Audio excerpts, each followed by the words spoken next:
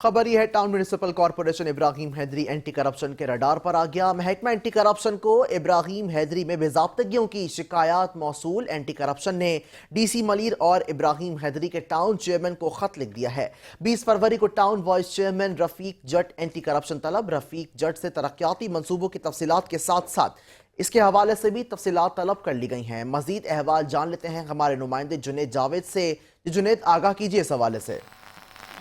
देखिए जी, महकमा एंटी करप्शन ने town municipal corporation Ibrahim Hyderi के जो वाइस चेयरमैन हैं रफीक जट, उनको तलब कर लिया है। 20 फरवरी को उन्हें तलब किया गया है और तलब करने का जो लेटर जारी हुआ है वो टाउन म्यूनिसिपल कॉर्पोरेशन के जो चेयरमैन हैं इब्राहिम हैदरी के, उन्हें अरसाल कर दिया गया है और साथ ही डिप्टी कमिश्नर मलिर को भी जो है वो खत लिख दिया है।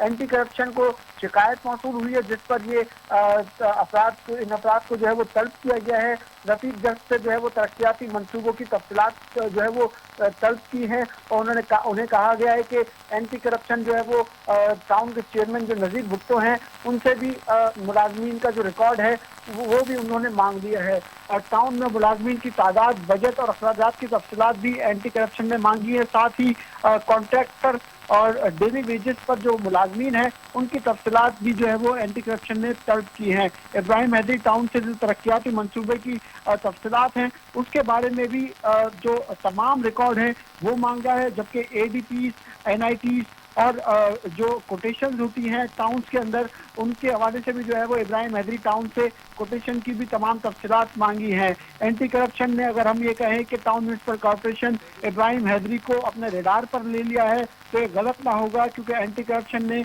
रुकने सूबाई असम्बली जो है उनके भी मंजूर शुदा ADPs की तफसीलात तलब की हैं और कहा है कि रुकने सूबाई असम्बली के फंड से कहाँ कहाँ कौन कौन से काम करवाए गए हैं और वो तमाम जो है वो तफसीलात एंटी करप्शन को फराहम की जाएँ, क्योंकि कुछ ऐसी भी इतलात मौसूल हुई है एंटी करप्शन को कि NITs के अंदर जो